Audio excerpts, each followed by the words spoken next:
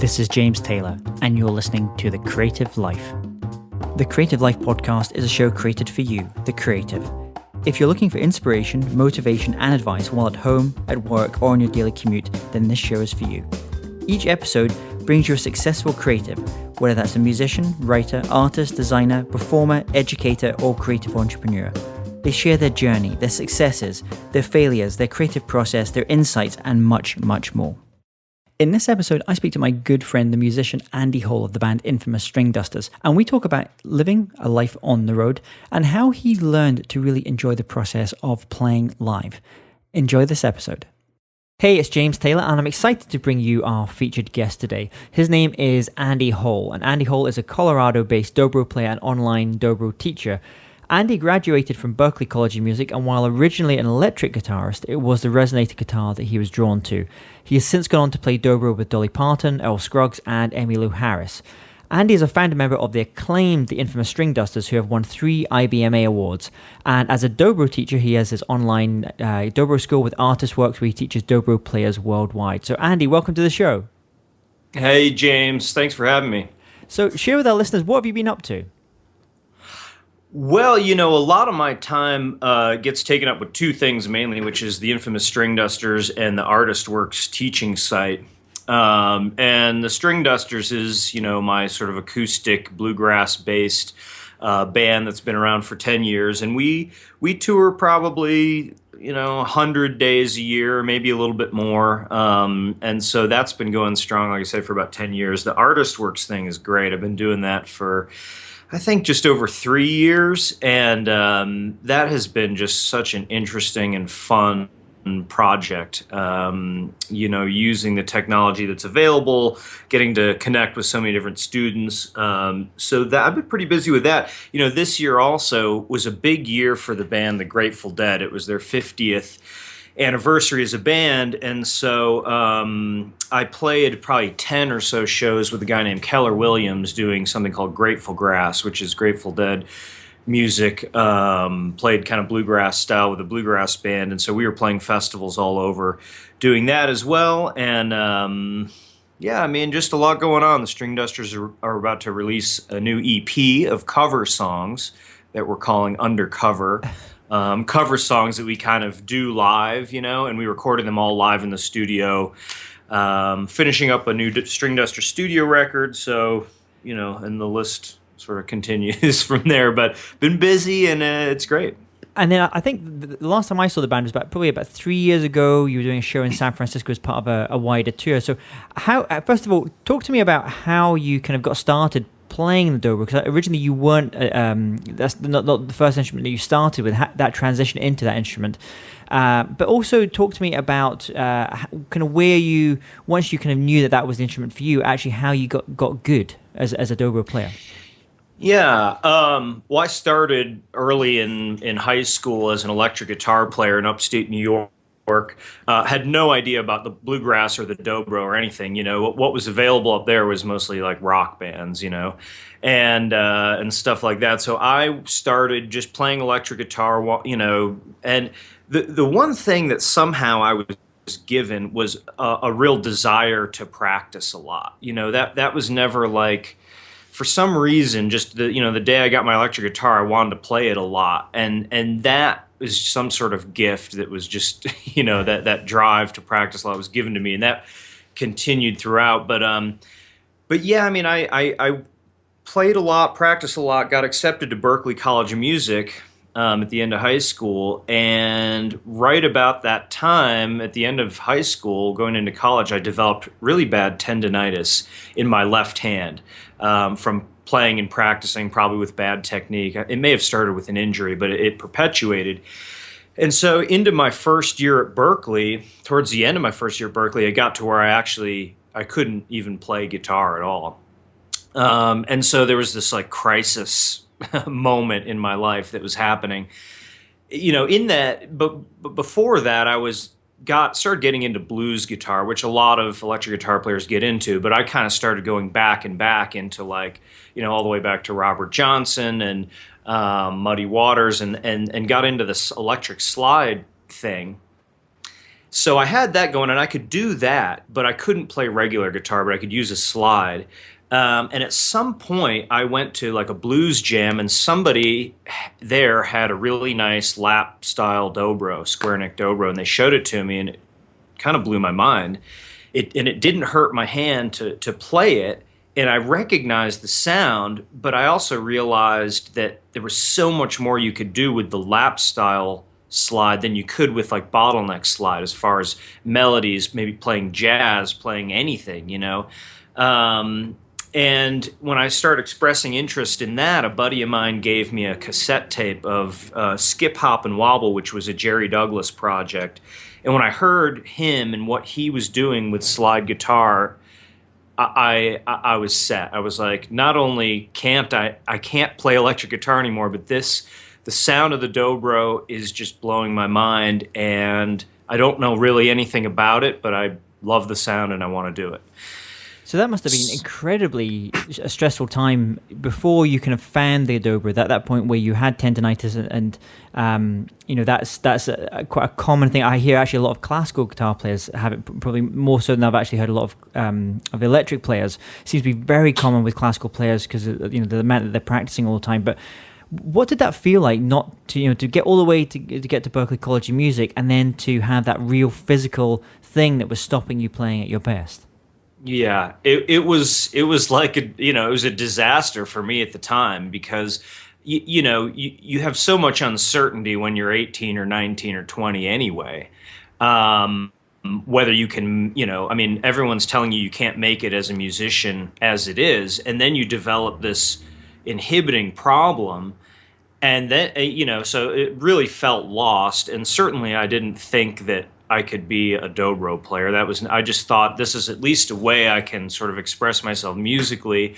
But it was, there was a year or so where, or more, where I was just didn't know what I was going to do. And so, and of course they don't offer dobro as a principal instrument choice at Berklee. So I switched over to a voice principal, because I was starting to learn to sing, and it was all I could do there for an instrument. And I joined the music production and engineering program there, which, is where you study to become a producer or engineer, because that wasn't practice intensive. And so I was trying my best to stay in music, but it was really the music production engineering to me was a huge compromise. It was not at all what I wanted to do. It was interesting and fun and was related, but I wanted to be on the other side of the glass playing music, So it was a very stressful period. And I mean, even for years after that, I had to restart from scratch on a new instrument. But like I was saying earlier, the one gift that I had was this understanding of how to practice. And how to I just wanted to spend lots of time learning the instrument. So luckily that I had that going for me, but still it was going to take years to develop the new technique and understand the instrument that I had never really even heard or checked out, before. So, but you picked up on this idea that the structuring your practice regime is something that you were able to kind of early on. You really kind of develop that. So, but I mean, talk to me. What does the first hour of your day look like? Is practice? Are you kind of getting up and kind of practicing straight away, or just tell us, what does the first hour of your day look like, and where does practice sit in your day? Well, it's changed a lot over the years. Initially, it was just a free for all, but with a lot of inspiration. I didn't have any regimen, but I would just have the instrument in my hands for hours a day. I would, and a lot of it initially early on is learning music, learning songs, copying things that other people do. That's a lot of the time that I spent initially was just copying other players. And in that you get a lot of what you need from practice. You get technique practice, you learn repertoire, you learn the nuances of tone. And I mean, so copying somebody and learning their solos and licks and things like that was a big part of it. And then for years, it went on where I had more of a regimen of like yeah, I would do, say, an hour or 90 minutes of like metronome stuff, scales and things. It was very technique driven. And then move on to like maybe learning something, a new melody or a new song or whatever. And then the third part would be improvising, where I would just put on a CD and just play along, just whatever came to mind, you know? So there was like these three sort of main things that I tried to cover for like a 10-year or more period, where I would do that, you know, pretty much every day that I could. But the reason you can do that when earlier on in your musical life is because you're not playing it necessarily fully professionally. I mean, I was playing gigs here and there, but it wasn't like every day it was like professional dobro playing, you know?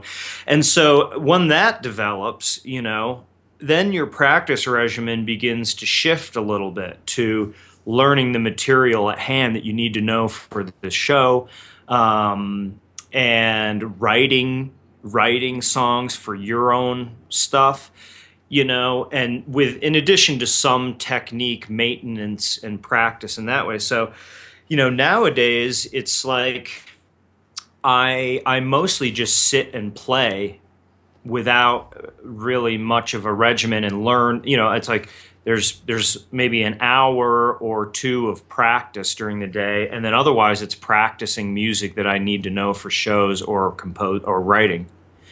So the group that you formed, with the infamous Stringdusters, was that right at Berkeley, or was it just after you'd finished your time studying at Berkeley? It was after, you know, I went to Berkeley, which is in Boston, for 4 years, and then I stayed in Boston for another 4 years. Being involved. It must have been those Boston winters that you loved there.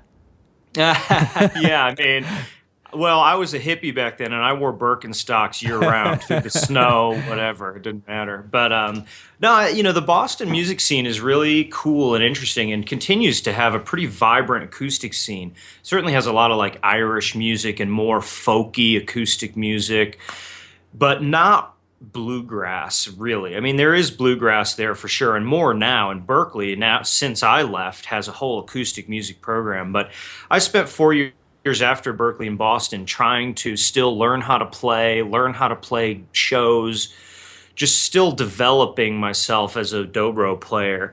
And it was a pretty inviting scene. I still had to work. You know, I had a job repairing guitars. And then after 4 additional years, I was there 8 years, I decided I was going to move to Nashville. I knew it was time for a change. And I thought I pretty much had my stuff together, and I was feeling pretty good. I was, you know, in Boston is sort of a small pond as far as bluegrass goes, and I thought, okay, I can do this. I'm going to Nashville. And so I moved to Nashville in 2001 without really knowing anybody, but I just thought, I'm pretty good. I can do this. And that was a big wake-up call. As soon as I started getting into jams and things in Nashville, it was like, oh my gosh, I have a whole nother level that I have to get to, or many other levels that I have to get to be able to participate professionally here. You know, it's just very different. The tradition of bluegrass, the way people, I mean, you know, pretty quickly once I got to Nashville, I got a gig with a guy named Harley Allen, and the banjo player in that band was a guy named Butch Robbins, who had played with Bill Monroe and who is kind of pretty legendary. And being able to sit in a circle and play with these musicians who were like literally world-class kind of legendary bluegrass musicians, it was like, holy cow. And so then my practice regimen really kicked into a whole nother level of high gear. And yeah, but Nashville then was for another 11 years. And that was like grad school. And then that's where you met the rest of the band members in Infamous Stringdusters? Yes, exactly. That's right. So, you know, Nashville was drawing a lot of young musicians. It always does.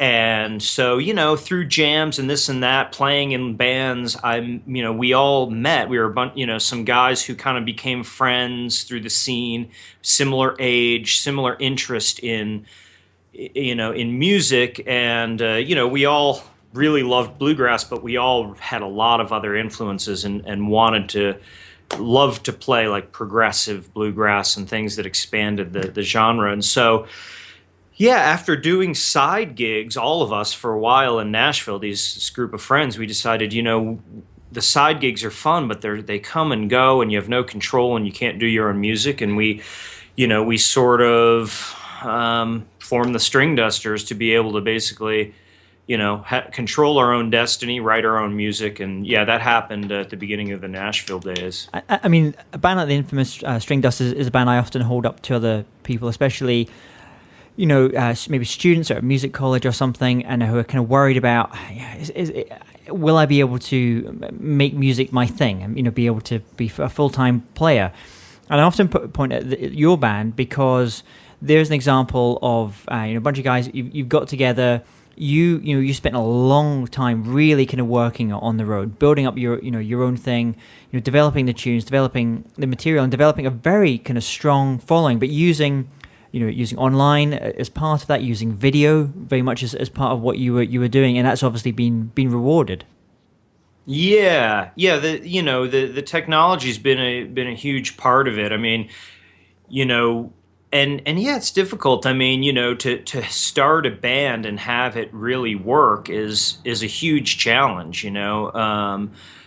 Honestly, I mean, you have a bunch of help, like I say, from like the technology where we were making GoPro videos, or, we stream all our shows live online for people to listen to, and all that helps bring people into being interested in the band. But, the biggest thing is not technology related. It's just interpersonal related. It's being able to maintain good relationships so that the band can flourish and grow, and so that your energy as a band isn't put as much into like trying to deal with each other on the road and interpersonal stuff, but can be put into working on the band, working on music, working on promoting yourself.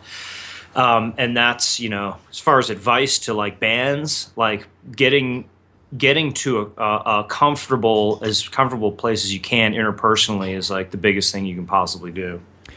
And what would you say is your biggest weakness as a music artist and as a creative person? I'm not super organized. I've always let just like the playing and my drive to like practice kind of be my guide, but I've never been really like that organized. And I think sometimes that I've known that, and so it drove me to practice more in hopes that maybe just my abilities can take me to the next place, to where there's actually other people who can help me be organized. So yeah, organization, I would say, is probably one of my biggest weaknesses as a musician, and it's an important thing to have. You have to be organized, or somebody has to be organized on your behalf, because there's a lot to do. If you're a musician, you're like a one-person business, and every element of a business applies. I mean, the creative is the driving force, and you have to have all that together, which takes, tons of years. But then you have to understand how to be a business, how to promote yourself, how to manage money, how to, relate to people. I mean, it's a really interesting and fun, but somewhat complex and involved situation. And so the organization element is important, not my strength. And what would you say on the flip side of that? What would you say is your biggest strength? I think just my belief in the music and myself, and a drive to just want to keep doing it. And I mean, now it's like, it's been years beyond any question. If I had to get some other job, I'd be in trouble, but hopefully I'm well beyond that. Yeah, I mean, I think my strength is just,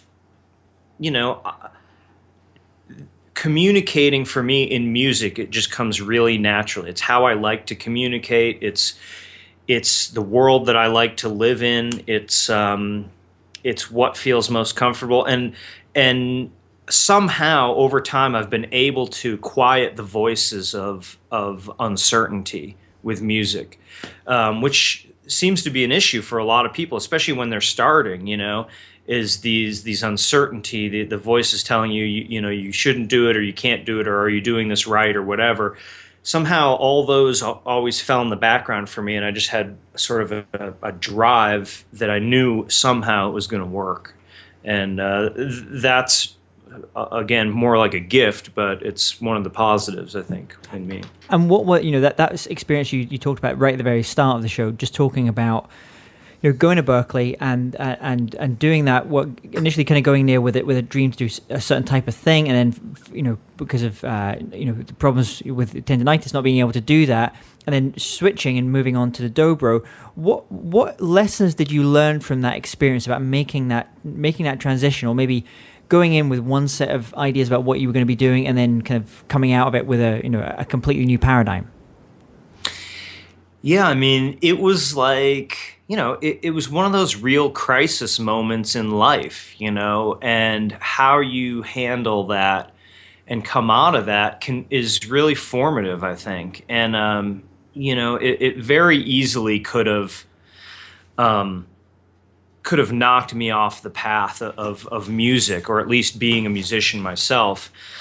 Because there's a lot of people that would have just given up at that point. It would have said, you know, something's telling me I shouldn't be doing this. This career is not for me. I need to just kind of go and get a 9-to-5 day job or something. But you, through just kind of pig-headedness and just saying, I'm going to do this, or through a series of kind of coincidences and incidences, you ended up going on this different path.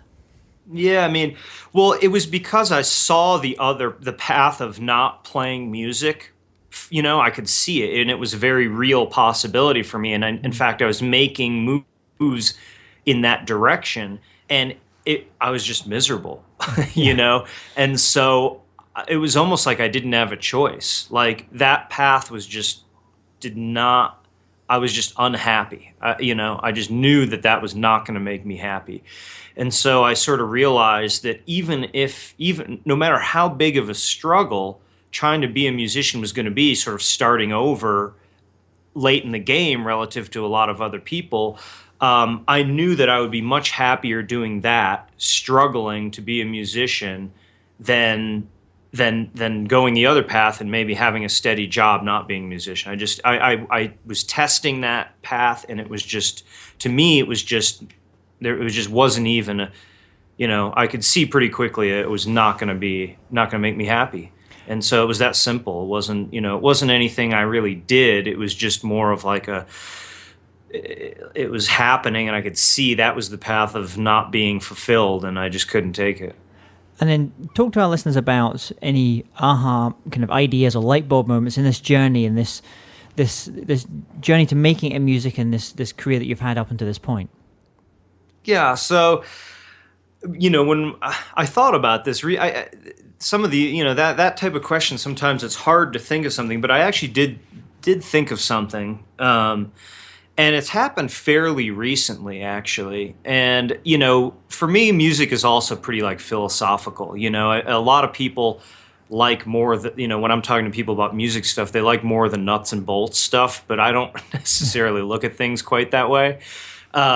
So for me, the biggest aha thing that's happened is understanding why I actually play music, why I have that drive. And I realized at one point, you know, not too many years ago, that there was just a fear of like failure, a fear of not being important, a fear of not being special is what was driving me to practice 6 hours a day. But it also added this layer of anxiety around things, around performing, around recording sessions, around, you know, I was even working professionally, doing well, but there was this level of anxiety around things because I was so concerned about what people were going to think of what I was doing musically, that it was, I think, inhibiting a level of growth. You know, I was doing well, and luckily there aren't a lot of Dobro players, so I think I had some success just because of, you know, that. But at a certain point, I realized that this fear was sort of a driving thing, and that, but it was also a limiting thing, and that I had to get over this like worry about being special, about what people thought of my performance, to really get to where you can be a true, a really good player, which is when you step on stage and your body isn't feeling any anxiety, and your muscles and hands all work just like they would at home when you're not nervous. You know what I mean? Yeah. And so that was the main thing for me, is to like somehow deal with that fear. And I don't know how it's happened, but what basically I've switched from playing for me to playing for other people. Like really, like usually most musicians for a long time are playing for themselves. They're thinking of themselves and how they're doing and how they feel. And at some point I realized I have to switch that to playing for the audience, to being a servant of them and playing for them, and playing almost for like a higher cause. And it immediately lifts all that fear and anxiety away, because you're just doing your best to make people happy. That's why you're a musician. And so that shift as to why I was doing what I was doing and for who I was doing it for changed and opened up the ceiling for me to where I feel like I could progress further as a musician. So it sounds almost that transition you made, it was a kind of a move from wanting significance, which is a very strong driver in most people, just feeling that you there's a reason for you existing, some kind of significance, to actually switching it into wanting to kind of serve the crowd and make them happy, rather than so you it was going away from being a purely ego selfish thing that was happening there.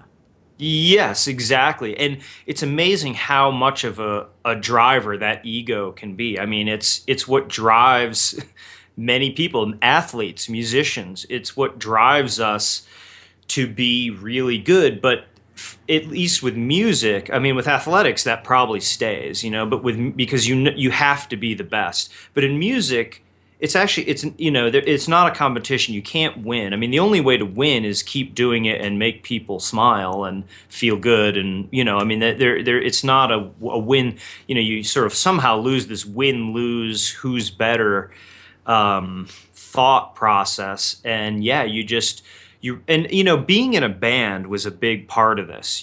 Because when you're in a band, the whole thing is your crowd. It's what drives your business, is the people who come see you play. And you begin to get messages and see people post online what happened to them at a show, how they felt, how it changed their life. And so being in a band and having like fans of your music really helped develop that understanding for me, that how important this is to other people.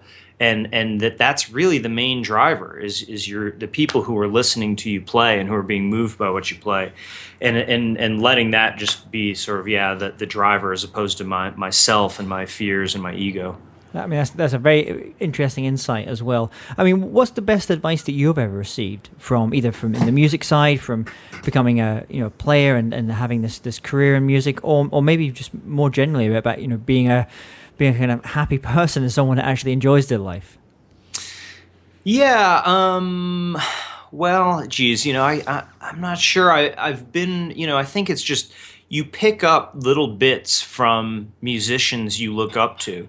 And all the musicians I looked up to seem to be pretty happy people, I always looked up to musicians who seem to exude a certain joy when they play, There's amazing musicians who maybe it doesn't seem like they're quite having fun on stage. They sound fantastic, but it's not quite as engaging to me as a musician who sounds great, but also when I see them play or meet them, just exudes sort of a bit of joy. And I think I just sort of kind of picked up on that. I don't know that it was somebody taking me aside and telling me anything in particular, but it was more just observing, And I think that quality of being able to be observant just in life, but certainly as a musician, is really beneficial.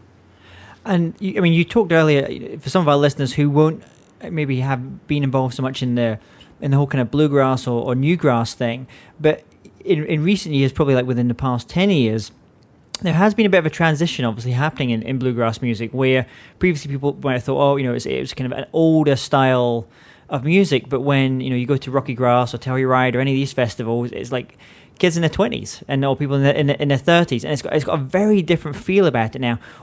Do you have any kind of sense of maybe why that happened, and what was the reason for an entire new generation being turned on to this music? Yeah, it's really interesting to observe people getting into this music, young people, and observe the sort of different subgenres of acoustic music. And yeah, it's amazing. I mean, there's a few different sort of areas that have really exploded. I mean, there's the more acoustic, like pop stuff, which, like Avett Brothers or Mumford and Sons or Old Crow Medicine Show or Trampled by Turtles, these bands that like essentially are playing like pop music or rock music, but they might have a banjo, but it's not like musician centric, it's just song centric. And then there is like more like bluegrass, like jamgrass stuff with bands like Green Sky Bluegrass and our band, the Stringdusters, and String Cheese Incident.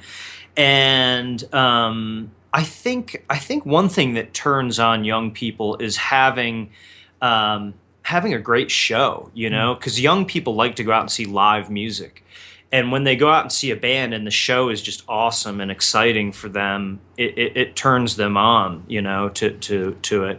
It's also gotten a lot of, it seems like every few years there's some sort of resurgence of like things that are like authentic. I think there's something about acoustic music that has this authenticity that not everybody seeks out, but a lot of people do. And when they see what's going on, with popular music, not just now, but always, there's some point where they're just like, this doesn't have what I'm looking for. I'm looking for something that's more authentic, a more authentic experience.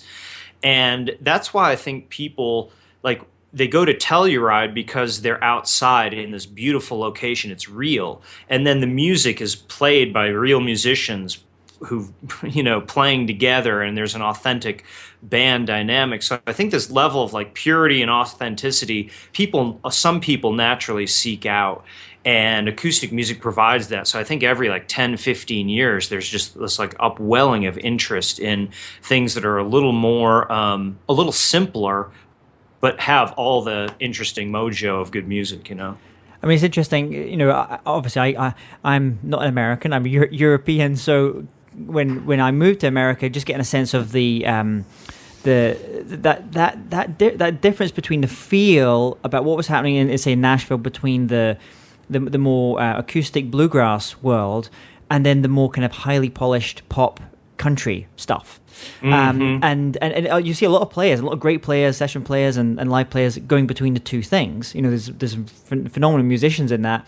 And it reminded me a little bit of what I've come from, more from the jazz world, where I've seen it happen where a lot of more highly polished, almost in concert hall type style jazz, which is of a certain type of thing, when a lot of young players are kind of turning away from that slightly and going to more like gypsy jazz and going to more, the Django Reinhardt kind of style, something that has that a bit more authenticity as well. So as someone that kind of moved to Nashville, being an outsider of Nashville, what was your take on those two worlds of like the more highly polished country stuff and then the kind of acoustic bluegrass stuff that was going on?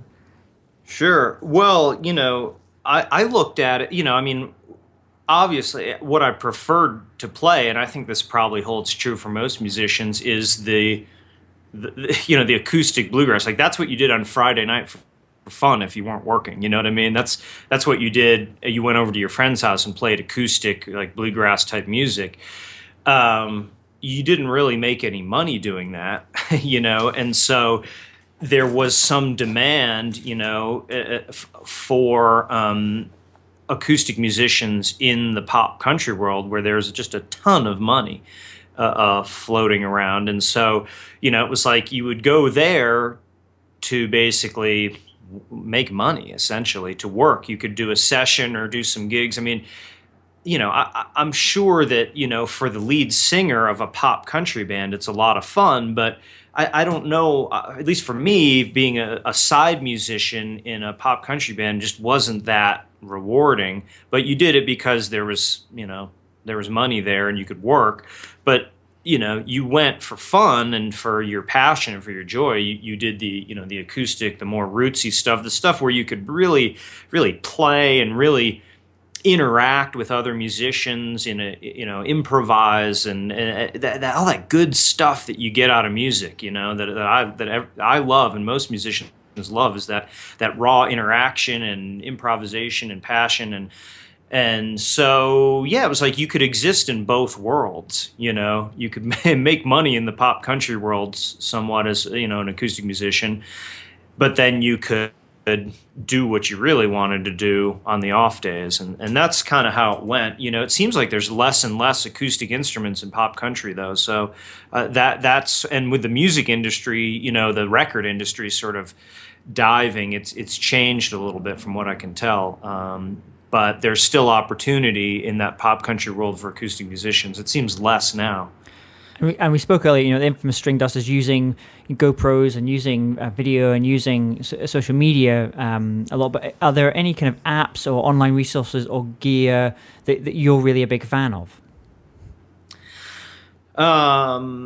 Well, I mean, the GoPros have been pretty cool for us. We developed a system. Our banjo player really spearheaded it. He became pretty good at video editing, and he made clips himself. But, honestly, before GoPro or anyone else, I mean, they were making clips, but he made clips for musical instruments, just made them custom with different pieces. He figured out how to make clips that would hold GoPros on our instruments. And, we would all have them. And it's this amazing view where if you have like a GoPro, say on the end of your peg head, the guitar doesn't move, but all the background moves as you move, and it has this awesome look. And so, he would edit videos together where everyone had a GoPro on their instrument. So that technology has been great. Mixlr is I guess it's a website where you can stream live shows, and we stream every show where it's possible, which is most shows where there's internet. We stream every show live, and that's been huge for us to engage fans. It's like our people that are already our fans get on there and chat and listen to the live stream, and people who maybe aren't fans hear about it and can check it out, a live show for free online as it's going down. So Mixlr has been a really, really good one for us. Is that something that fans charge for? Is there a revenue model, or is it just about a way of kind of getting your music out to more people? Because I remember there was one artist I spoke to a while ago, quite a well-known artist, who we were talking about this type of thing, and he said, actually, I really don't want to do that type of thing because I want people just to come to the show. I want to create a mystery around the live show, and I don't want to put everything out in that way. So, what's your take on how to, why did you kind of decide to go for that, and what's your take on that whole area? Yeah, I mean that's a legitimate approach as well. I mean, there's kind of two approaches to how you get people involved in your music, and one is keeping it a little more sort of precious or a little sort of harder to access, but the idea is that makes it more special and valuable. You know what I mean? And that is definitely understandable. I think for us, I would be surprised if streaming our show live ever stopped anyone from coming to the concert. It's mostly people who are on the other side of the country who can't listen but get involved. And the thing is, with our show, it's different every night. So if you hear one night on the stream, it's it's not going to sound the same the next night. We don't play the same songs every night. We in fact specifically play different songs each night. We do a lot of improvising, and so in that way, every time you tune in is going to be a different experience, and it's not like you've heard what we're doing. I mean, you hear the flavor of it and you hear one version of it. But the live experience, when you come to a show, it's going to be different. also, we have a pretty cool, production. We've got some, interesting, great lighting engineer and who is basically sort of part of the band, improvising as we do, and for us is just what it's done. Streaming the live shows has made engaged fans in this way where they're listening every night. Like if we're on tour, we have fans who listen to every show on the tour as it's going down, and it creates these super fans. That's awesome. who become like your spokespeople out in the regular world, and they get so into your band that they're flyering, they're talking to people, and they just become these like ambassadors. And I think streaming the shows live every night helps people get even deeper into the experience of your music. And if you could only recommend one record or book to our listeners, maybe something, if a lot of our listeners who haven't maybe checked out a lot of bluegrass stuff or newgrass, the kind of stuff that you're doing, what would be a great record for them to kind of get into and kind of get their ears around, and what would maybe be a book that you think our listeners should check out as well? Well, as far as records go, I'm going to recommend two. One is the record that turned me on to really progressive acoustic music, which is Skip, Hop, and Wobble. It's a trio album with Jerry Douglas, Edgar, Meyer, and Russ Barenberg. That really gives you it's really listenable, and it gives you a really interesting flavor of acoustic music. Also, our last record, Let It Go, gives you a great idea of the direction that we're going, and also some, modern acoustic bands that are doing, more like pop or rock songs, but also with the musicianship element. As far as a book, I don't know. I mean, it's funny. I haven't read a ton of books about music. Strangely enough, that's no bad thing. It's always. No, I mean, I don't know. That goes to my just way that in fact, sometimes I don't want to read books about music. I know that sounds weird, but it just, to me, it's like reading a book about going hiking. Like I'd rather just go hiking. You know what I mean? But I know you're in the band bus a lot. You're traveling. What has it been a book recently that's got passed around? Amongst the band members. Listen, you've got to check this book out. This is great. Well, I don't read, like I say, I read like science fiction books and spiritual books and things like that. So that's good. Those. I mean, I'm a little embarrassed or reluctant to tell the listeners some of the books I've been reading, but I mean, I tell you what, the books that talk about music in a sort of a more philosophical way. The books that talk about music as far as like your mental and emotional approach to music, those are the books that I've found that I think are most beneficial. I mean, there's the technical books that are fine and they're great, but the books that talk like your brain on music, I think is maybe one of them, and things like that, where it's like it's really talking about your internal world as it relates to music. Those can be, I think, really beneficial. So let's imagine if you woke up tomorrow morning and had to start from scratch. So all you have is your Dobro and the knowledge that you've acquired over your years of music. What would you do? How would you restart? So I can play. You can play exactly at the level that you're at just now. You've got the knowledge that you've acquired over these years, but you've got to start from ground zero. Where would you start, and how would you do it? And what am I trying to do? Be successful? Whatever you want to be doing at this point. Well, I mean, that's. I think I understand the question. I mean, in some ways, trying to imagine that, I don't know. I might just like chill and play. But I mean, I guess you could, if I wanted to become a musician, like making a living, and I had to start from scratch. I mean, the social media and technology is such a powerful tool at getting your music out there. I mean, it's just incredible, and so, things that I've done that have helped sort of spread the word and things like that are like make a YouTube video that looks and sounds good. I mean, if nobody knows who you are, but you can make this quality video that can be seen by the whole world. and I don't mean like a produced video. I just mean of yourself. I might make a video of myself playing a song, and improvising, and share that and try and connect with other musicians who are doing that type of thing. I would go to a jam. The community element of music is huge and fun and beneficial, and so whatever the local music community is, I would try and get involved with that by just going to a jam, going to shows that I like or that relate to what I'm trying to do, meeting people and integrating into the community musically and just personally, socially.